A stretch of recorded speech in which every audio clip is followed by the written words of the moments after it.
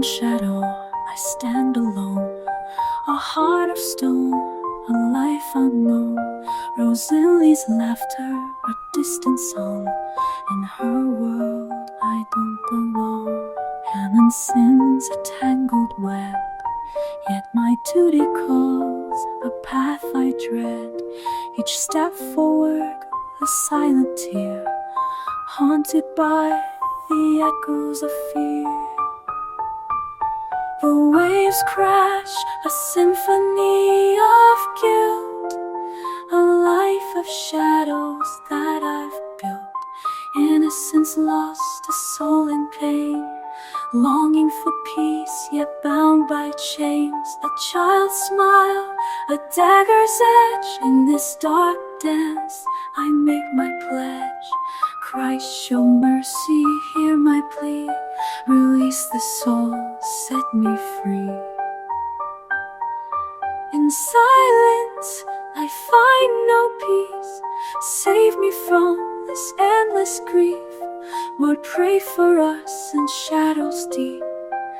Guide us through where shadows creep.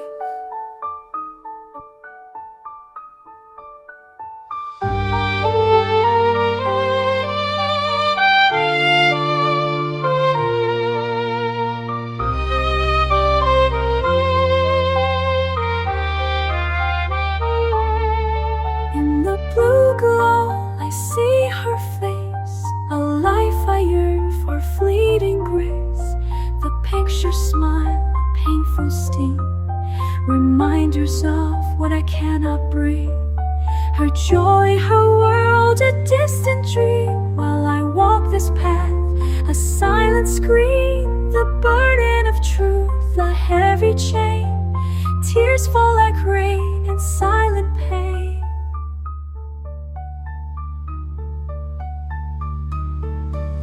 In every heart, a past unknown, a burden I bear, a fate I've sown. The weight of guilt, a heavy shroud, a life of shadows, a soul unbound. In every heart, the echoes of loss, a soul that's paid the highest cost.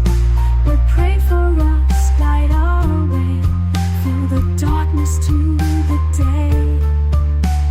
Grant us peace, release our chains, save us from these binding pains. In the silence, hear my cries, a plea for peace beneath the skies. An orange falls, a symbol of fate, a moment of kindness, yet far too late. Her smile, her joy, a fleeting grace. As I turn away from this place, the waves continue their endless song, a reminder of where I belong. In silence I bear my cross, seeking solace for all that's lost.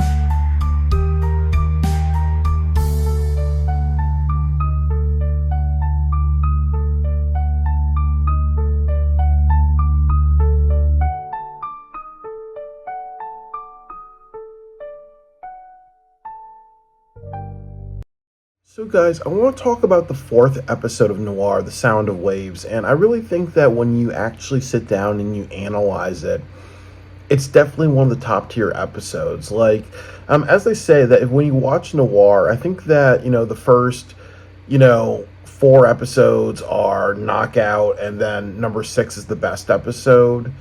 And then when you watch the last 9 episodes, it's actually really, really strong. I think the midway point of Noir is actually like the weakest, but this is definitely a very powerful episode for a lot of reasons. Like, the main villain, Heyman, is probably the only villain that you'll ever see in this entire series that has a character arc. Going from somebody who is business first to realizing, how family is important.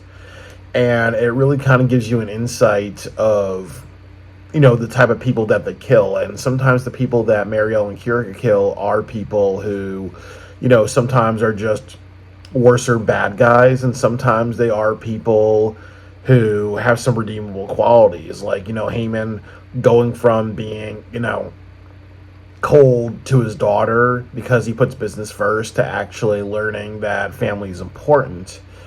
And also, the other part of it is, understanding too that, his daughter Rosalie visits him, and, how is her life going to change knowing that, her father is dead, which, which is something that she's going to find out, but they don't they don't get into that at the very end of the episode. They hint at it, but they don't get into it.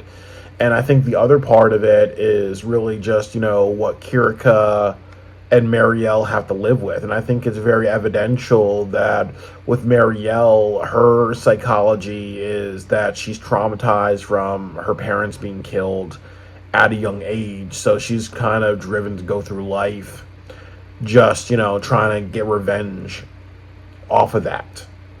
And I think that she doesn't care who she kills, or she doesn't care who she kills, and it doesn't bother her who she kills to get to that point. Very similar to Uma Thurman in Kill Bill.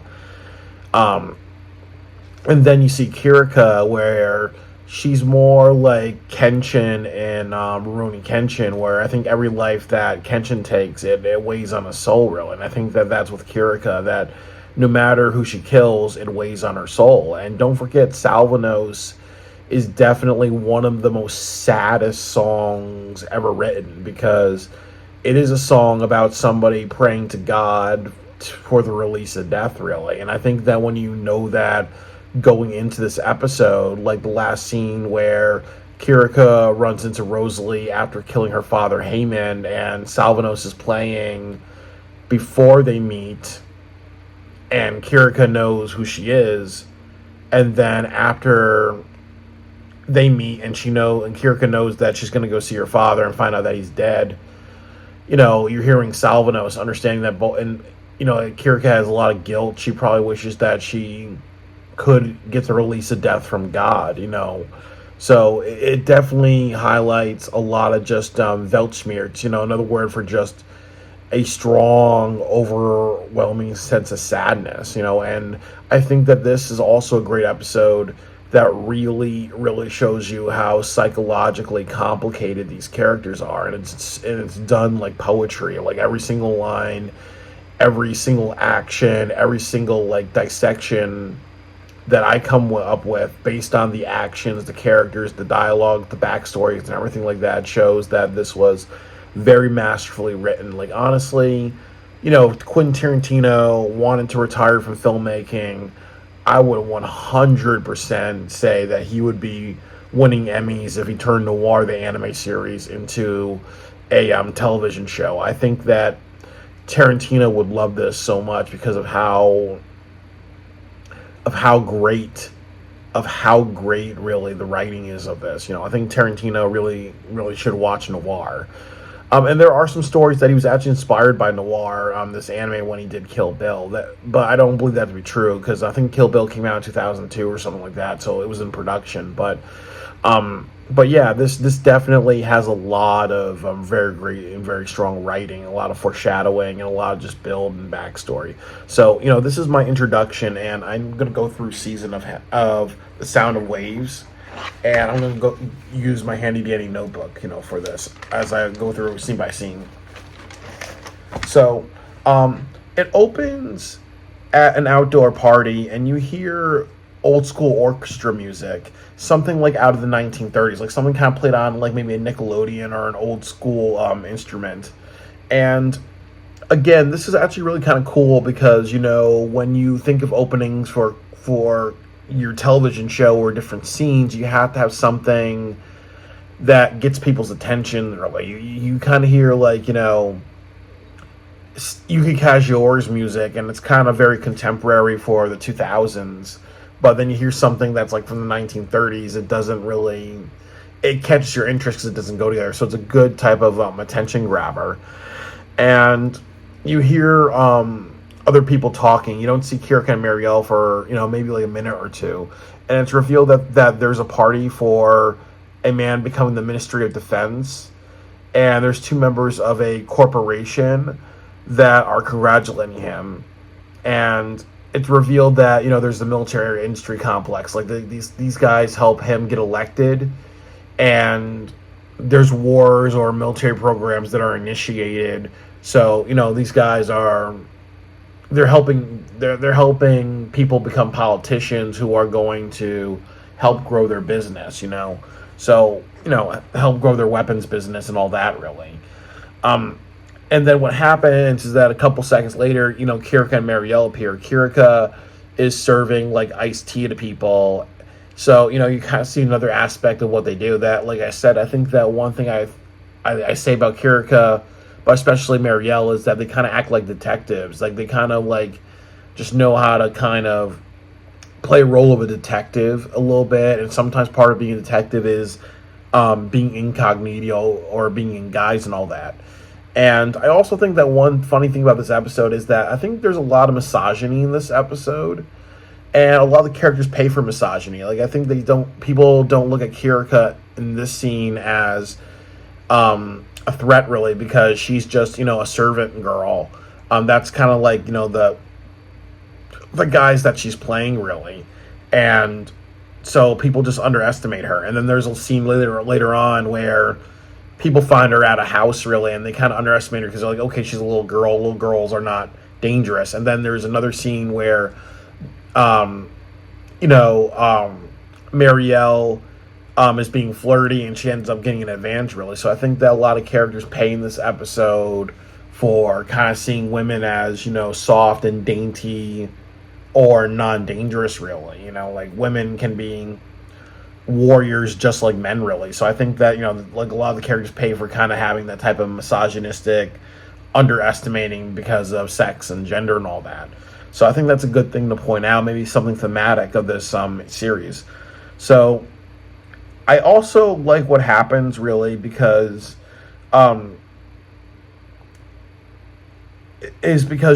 when you do, as I said, like you start with like orchestra music that's like from the 30s, and then the next part of it is that you are having like these characters talk about what they do, instead of just focusing on Marielle and Kirika. And that's very strong writing, because when you write a show and other things like that, you can't always just focus on the main characters. At the start of every episode, start something different. So they're focusing on the bad guys in this episode really. So I think that that's a very that's a very cool approach.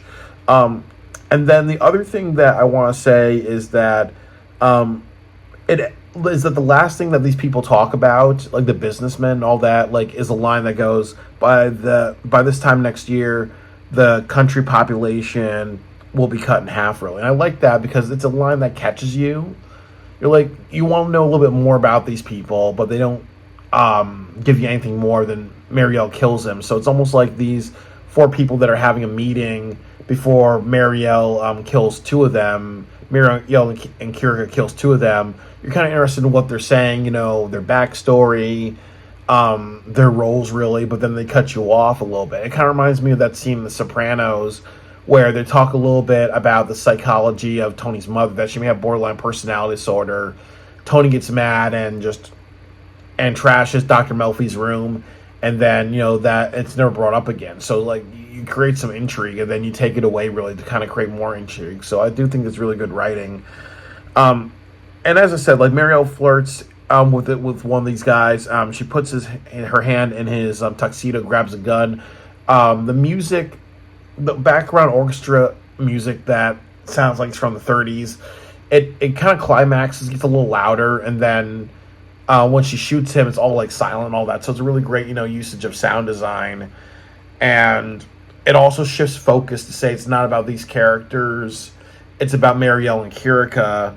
It changes the tone, and then also, crashes the party really. So it kind of is what Massimo Koichi is doing, which is he's trying to like also illustrate that no matter what levity you see in this anime, don't forget that it's a dark thriller. And then what happens is it cuts to Marielle and Kirika like just riding in a red car going to like their beach house. Marielle talks to Kirika saying the organization works with politicians to start wars, and they're there to sell weapons. Basically, military industry complex, and I believe it's called the A-Tribe organization.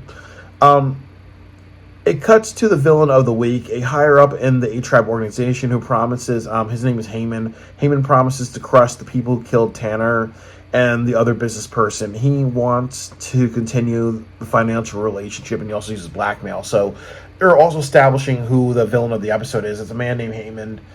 And as I said before, like, he has a daughter, and he's a very dimensional character, really. So again, part of good writing is also, when you had a few interesting characters in the beginning of the episode. You see how they tie into the main character, and now you're just focusing on the main character, so it doesn't feel like you're introducing way too many new people without a context. So that's good writing.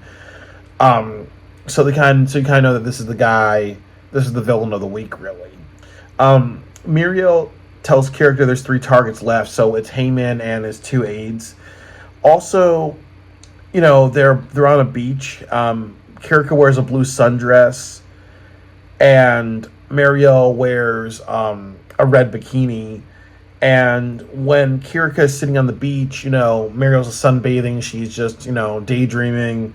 And she looks like she's in a state of orgasm or ecstasy.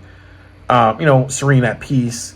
Kirka, they show a flashback of the first episode just to kind of show you the psychology of Kirka, that no matter where she's at, she recalls, in the first episode where she was chased by the soldats in a Japanese forest. So it's great because they're showing the psychology of Kirka versus Marielle. As I said, it's very evidential to me that Kirka, her whole psychology is on everything that's happening to her in the whole show. Every time she has to kill somebody, and every time her life's in danger, and this, who am I? What's my backstory? What's my origin? That's her trauma. That's just that's kind of like, that's her circuitry. And as somebody who's gone through trauma and PTSD and overthinks things and maybe repeat the same thing over and over, that's happened to me for years and years. That's been traumatizing. It's really great psychological depth, really. And like I've said, Mariel's just focused on her childhood, and she's going to go through any person to kind of get revenge for what happened to her parents. So it's kind of good, like, articulation and characterizing and separation of how they think, really. So I really think that that's very strong, and that's part of good writing and good, like, subtext, which is what they do. And then it cuts to another scene. Mariel and Kirika watch Heyman at an airport, and they're kind of like, just scoping him out a little bit, So it's revealed that, it's also something that happens where Mariel said that there's 4 security guards, and what happens is that Kirika says no, they're 6. So it kind of shows that, once again, as we're seeing, that Kirika has a really great, intuition and all that stuff, So it says something about, like, how she's more advanced than Marielle, even though, like, Kirika is, has been through a lot of trauma and other things like that. Like, she has more of a sensitive psychology than Marielle, even though she is a stronger, assassin. So what happens is that at the airport, they notice Heyman's daughter Rosalie is there, and she's saying, like, "Hi, Dad." She gets off the plane. She's happy to see him, and then he goes, "What do the 5 figures say to the face?" Slap. I'm Rick James, bitch. He slaps his daughter in the face because she chooses to visit him during a bad time, really. So it says a lot, really, and it's also tonal shift because you don't expect that. You don't expect the type of response, really, so it really throws you off, and I think that's what I like, really. That's part of good writing. You have surprises. You have a daughter very enthusiastic and loving, and the first thing you do is she gets a Rick James bitch slap. Like, that's kind of good. That's a good surprise because you don't expect it, and then there's a payoff to this. It cuts to a scene where Heyman and his daughter Rosalie are, in a hotel room, and it's revealed that, he's divorced because he puts so much time on his business, and he really neglects his family and his ex-wife and his daughter, and it's actually revealed that it's her birthday. And at first he says, you know what, I expect you on the next flight tomorrow back to New York. And then later on in the episode he changes his mind, you can stay another week, really. So that's his character. Yeah. So that's his character, really. He learns that family is important, really. He learns to kind of, just be understanding that his daughter misses him and expect that, be a father, really. And it's not that much to go out of his way, really. So I think that, it's heartbreaking that he gets killed, really, because there's a heart to him, there's a redeemable quality to him. So it's not every person that Kirka and Marielle kill are just complete fuckers. They have there are some people that they kill, like Nazarov, who have a good in them, or Raymond, who Chloe kills. There are some characters that they kill who have some very redeemable qualities, and it almost makes the ending of the episode way more heartbreaking. When I get to it, the next scene of the episode, I feel, is definitely one of the saddest scenes in the whole entire series. Before I go there, what happens is that Kirka looks at Rosalie, because Rosalie is on Marielle's computer screen. Because what Marielle does with everybody that they go after, she kind of looks at the people that are also around them. She's like a detective almost. So it's not just Heyman. She's doing research on Heyman's daughter. So one really cool thing about this episode is that they tell you when Noir takes place, because Rosalie is born on August 2nd, 1994, and she is 15 years old. So tomorrow is her 16th birthday. So what this says is that this episode takes place on August 1st into August 2nd, 2010, because 14 years after 1994 is 2010. The Noir anime series takes place in 2010. And if you want to go a little bit further, I believe they said in fan fiction that Kirka is 17 and Marielle's 20 or something like that. So they were born in the early 90s. Altena might be a little older than them, so she was late 80s. Kirka is probably the same. Chloe's the same age as Kirka. So it's very evidential. Their story really is post Cold War. And another thing that I have to say about this episode is I'm not exactly sure, but it's very believable to me that Madlax, which is the series that comes after Noir, was really inspired by this episode, because it does take place during the same time period. This episode is about a fictional country in Europe having a lot of conflicts, and that's kind of very similar to the Madlax anime series. So I really think that this episode, to me, deeply inspired the sequel to Noir, which is Madlax. And then also, too, you see Kirka and Marielle riding around in the car, really. So you see that a lot in El Cazador de la Bruja, which came after Madlax, really. So I really think that one could say that Mashimo Koichi, this could be his favorite episode. A lot of his future ideas kind of came from this. A lot of his two future series kind of have some references in this episode. And even like the first episode of Madlax, there are some similarities between this episode and the fourth episode Noir and the first episode of Madlax. There's a lot of similarities. So to get into the saddest scene is that Kirka is looking at the laptop and looking at Rosalie's picture. They do some close-ups of her face, like they do a close-up of her face, then, just her eye, and more of a close-up of her eye, really.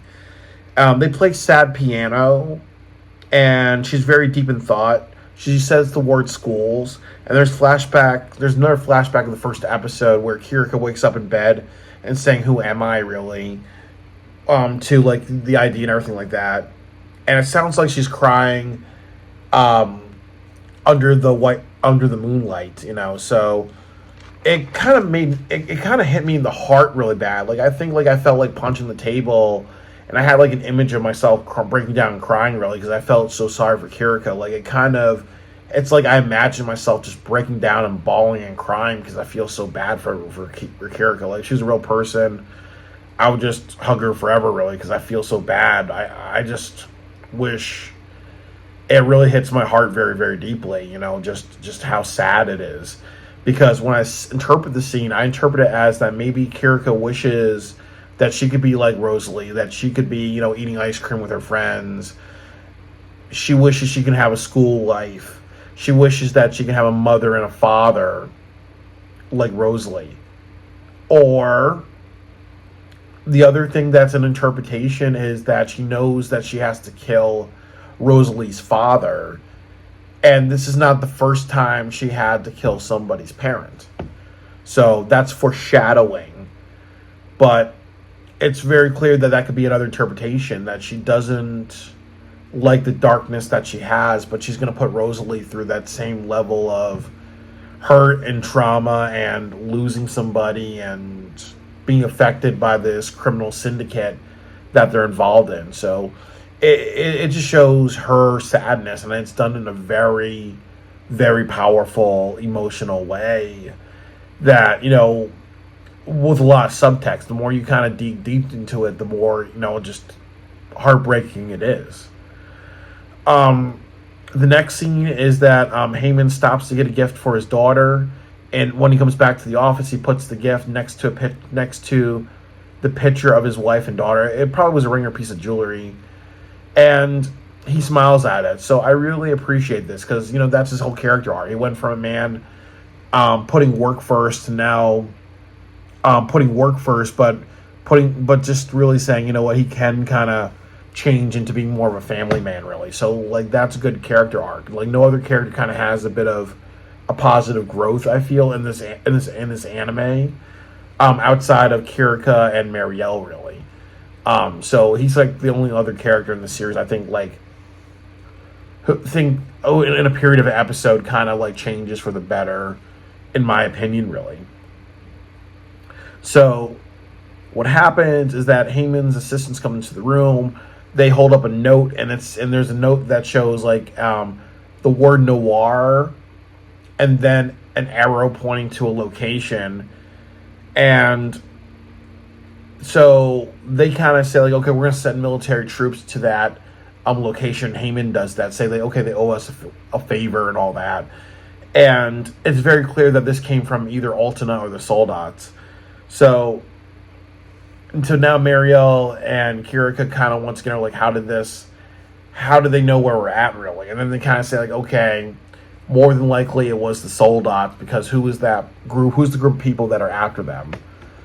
So it's really cool because what happens is that they create a diversion. So Kirika goes outside. She gets frisked. One of the guys like grabs her cheek like this, really, because again, misogyny.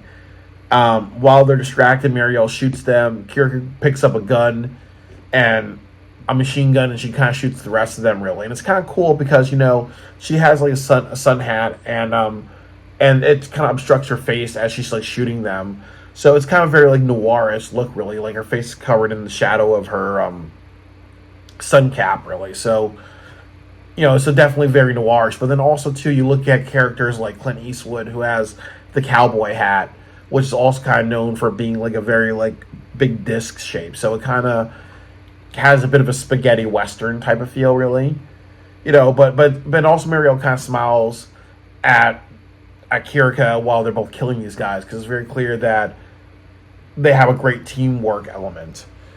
And what happens is that they're driving, and they're going to kill like Heyman and his assistants, and because it's very clear from everything that's happening that another wave of people can come, they have to kind of just kill him, get out of the country, because now they're kind of a target for more and more ambushes. So they realize that there's a sense of urgency. So great foreshadowing. And then it cuts to Altena playing chess, really, and she kind of smiles, and she knocks over a piece, really. So it's very clear that she has some clairvoyance. She knows that Kirika and Marielle are doing these missions and they're surviving. Like they survived against these soldiers, and it's almost kind of she's almost like kind of an omnipotent goddess or an omnipotent high priestess, knowing that in some way she has control over their behavior. Like there's definitely, I think it's very evidential to me that it's very weird how it's adding up, really. Like she kind of is a prophet and all that, really, and foreseeing the prophecy of Noir, really. Like it kind of stems not into schizophrenia, it kind of stems into there is some mysticism or occultism that's going on, really. So what happens is Heyman finds out that this shit is going on, that these guys, that military group was wiped out. They should have waited for backup, but they didn't. He wants the aides to go actually to where these guys were all killed and kind of investigate what happened, really. And then what happens is as these guys are going to the car, his two assistants, they turn on the headlights in the garage. There's Marielle. She aims the gun. She shoots both of them. You hear the glass being broken and hearing both of them die, really. And very Noir shot once again. You have like the dark room, then you have like the headlights go on, you see Marielle, and you kind of see her reaction knowing that they're dead, just showing like how cold she is, executioner's gaze, but also saying like, you pay the price for fucking with me, you pay the price for going to my beach house and trying to like, and get my ass, so you kind of see how she thinks, What happens is that there's another, and that's actually kind of one of the most iconic scenes of this whole entire series.